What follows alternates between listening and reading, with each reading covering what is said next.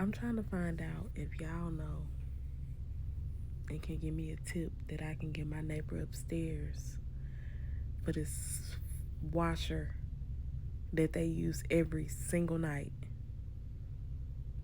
I'm sure y'all can hear that in the background. My windows are vibrating. My bed, it's vibrating every night. Every single night. It ain't that many clothes in. Please. Is it a laundromat up there? I don't understand.